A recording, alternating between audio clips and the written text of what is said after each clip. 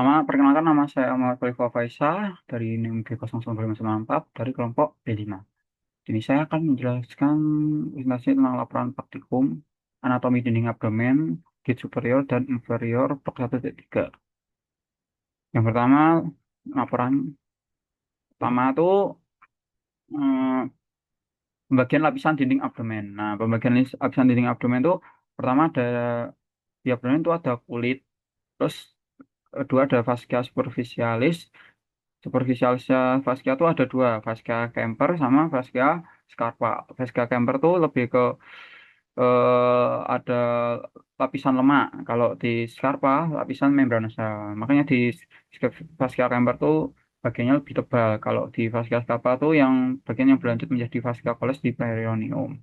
Nah, selanjutnya ada fascia profunda dan musculis et aponeurosis. Nah, musculis di abdomen itu ada musculus obliquus internus, musculus obliquus internus, musculus transversus abdominis, musculus rectus abdominis, musculus pyramidalis abdominis. Nah, di lalu selanjutnya ada fascia transversalis. Fascia transversalis itu terletak tepat di dalam musculus transversus abdominis. Nah, jadi itu fascia transversalis itu ada di musculus transversus abdominis. Nah, lalu ada fascia extraperitonealis. Nah, fascia extraperitonealis itu jaringan lemak. Lalu ada peritoneum perital. Perital itu lapisan terdalam yang melapisi rongga abdomen dari dalam. Nah, lalu di bagian posterior itu ada kulit, fascia superficialis dorsi, lalu ada musculus muskulusnya lapisan pertama tuh ada musculus latimus dorsi. Musculus latimus dorsi itu lapisan pertama. Lapisan keduanya tuh ada musculus obliquus externus abdominis, musculus erector spinae, musculus longissimus dorsi, musculus serratus posterior inferior, lalu ada musculus multifidus, musculus interspinal, musculus ortimus internus abdominis. Lapisan keempat tuh ada musculus quadratus lumborum, ada musculus iliopsoas, lalu ketiga ada musculus transversus abdominis. Selanjutnya ada fascia fascia intertraperitonealis. Nah, pertama lalu lalu di apa fungsi fungsi otot-otot yang sistem otot yang ada di abdomen. Nah, lalu di abdomen itu ada flat muscle. Flat muscle itu musculus obliquus externus yang berligamentum inguinal, musculus obliquus internus dan musculus musculus internus musculus transversal. Nah, lalu di ada musculus muscle vertical muscle biasanya juga disebut vagina musculi recti yang terdiri dari musculus rectus abdominis, interstitialis tendinae, prosesornya sphenoideus umbilicarus di antara keduanya. Lalu ada musculus pyramidalis. Nah, pertama musculus obliquus externus abdominis. Musculus obliquus abdominis itu musculus paling superficial dari dinding lateral. Lalu serabutnya berjalan di inferomedial membentuk aponneurus anterior, linea alba, dan bagian terminal ligamentum inguinal yang berfungsinya itu fleksi batang tubuh, rotasi kontraksional, kompresi organ dalam. Lalu ada musculus apa internus abdominis. Nah, musculus internus abdominis itu terletak di bawah musculus obliquus externus. Nah, serabutnya berjalan supraromedial juga. Fungsinya tuh rotasi epilateral, fleksi trunk, kompresi abdomen bersama otot transversus Fox inguinal. Lalu ada musculus transversus abdominis. Musculus transversus abdominis itu otot paling dalam dari kelompok lateral. Serabutnya itu berjalan horizontal seperti ikat pinggang, membentuk seperti ikat pinggang. Fungsinya musculus transversus itu otot utama, stabilisasi core, kompresi kuat organ abdomen. Lalu yang vertikal, otot vertikalnya tuh biasanya juga disebut vagina musculi recti. Otot vertikal tuh dibagi menjadi musculus rectus abdominis. Musculus rectus abdominis tuh otot panjang di yang terletak di garis tengah, dipisahkan oleh linea alba, yang biasanya itu membentuk sispek karena potongan tendon interaksi. Fungsinya itu fleksi trunk, menstabilkan pelvis, kompresi abdomen. Nah, yang terakhir adalah musculus pyramidalis. Musculus pyramidalis itu otot kecil di bawah musculus rectus abdominis. Tidak semua, tapi biasanya tidak semua orang memiliki musculus pyramidalis yang fungsinya mengencangkan linea alba. Nah, lalu ini tuh dinding urutan fat muscle abdominalis dari superficialis ke profunda. Pertama tuh dari superficialis dulu, musculus obliquus externus abdominis, lalu ke musculus obliquus internus abdominis, dan yang terakhir di bagian profundanya musculus transversus abdominis. Ini urutannya. Nah, penjelasannya udah. Lalu ada satu C. Satu C itu organ retroperitoneal. Organ retroperitoneal itu retroperitoneal yang ini retroperitoneal dan ini interperitoneal. Ini interperitoneal organnya di sini, yang retroperitoneal itu organ di sini. Nah, pertama kita dijelaskan tentang intraperitoneal dulu. Intraperitoneal itu organ yang dibungkus hampir seluruhnya oleh peritoneum visceral dan berada di dalam rongga peritoneal. Jadi klinisnya tuh lebih mobile. Jadi intraperitoneal tuh bergeraknya bebas.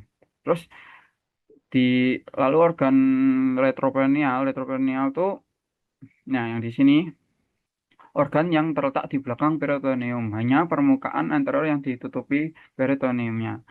Jadi klinisnya tuh relatif fix immobil, imobil. Jadi relatif fix sama imobil. Nah, biasanya tuh kalau lebih sering cedera pada deselerasi. Trauma deselerasi itu kecelakaan dan jatuh.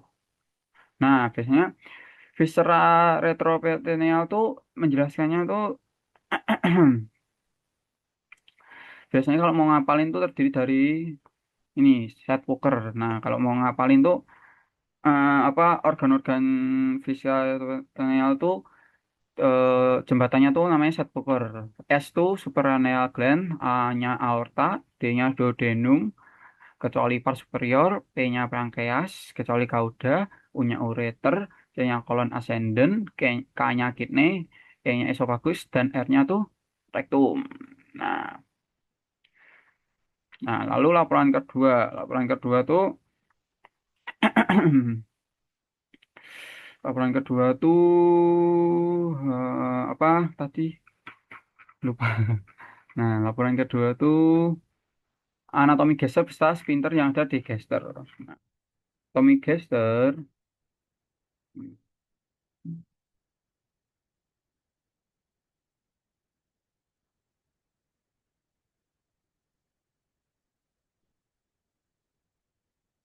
nih ya.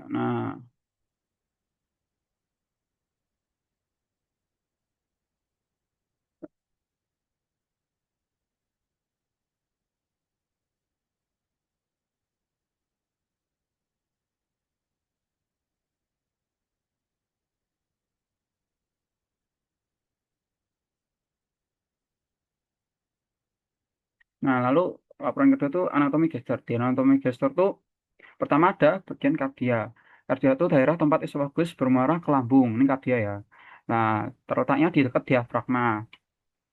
Lalu ada fundus. Fundus itu biasanya tuh berbentuk kubah di bagian atas lambung. Yang biasanya tuh fundus itu berisi udara. Lalu ada korpus atau body geser. Body geser tuh di apa bagian yang terbesar di lambung. Tempat utama di tem, di bodinya tuh tempat utama proses pencampuran makanan dan sekresi asam yang terjadi di body. Lalu di Polychoris anterum. Polychoris anterum itu di bagian bawah gesture yang berfungsi mengelilingi menggiling. Ya. Berfungsinya tuh menggiling makanan. Lalu mengandung sel G yang menghasilkan gastrin itu di Polychoris antrum. Lalu di Polychoris canalis, dan terakhir ada duodenum. Nah, lalu ada eh sphincternya. Sphincternya tuh, nah, sphincter gesture tuh ada di dua sphincter utama, sphincter esophagus inferior sama sphincter pylorus. Nah, di sphincter esophagus inferior itu terletak pada pertemuan esofagus lambung dan kardia. Fungsinya itu mencegah relux sisi lambung kembali ke esofagus relaksi saat menelan. Komponen pembentuknya itu otot sirkular, esofagus distal, serabut otot dari diafragma dan sudut his. Lalu kedua ada sphincter pylorus. Sphincter pylorus itu terletak antara antrum pylorus dan duodenum. Jenisnya dilakukan oleh penebalan otot sirkulus. Fungsinya tuh mengatur pengosongan lambung ke duodenum, mencegah reflux balik dari duodenum ke lambung. Lalu di laporan ketiga tuh letak appendix. Pertama appendix vermiformis. Variasi letak appendixnya tuh pertama ada appendix retro retrofacial. Nah, appendix retrofacial tuh terletak di appendix yang berada di belakang caesium. Caesium tuh atau biasanya disebut rectoreofacial. Posisinya tuh paling posterior. Posisinya tuh paling posterior mengarah dari belakang ke belakang dan atas. Nah, jadi belakang tuh terus ke atas. Lalu ada keli- post posterolateris. Appendix posterolateris tuh yang ini ya. Posterolateris tuh letaknya tuh yang di belakang ileum terminal dan mesenterium ileum. Biasanya tuh sering berada lebih medial dibandingkan rektore, retrosasial. Jadi itu sasial itu lebih medial ya daripada rektorial. Nah, yang lanjutnya ada appendix pelvicum. Nah, appendix pelvicum tuh yang ini di mengarah ke jam 5. Nah, appendix pelvicum tuh biasanya tuh memanjang ke bawah, masuk ke rongga pelvis.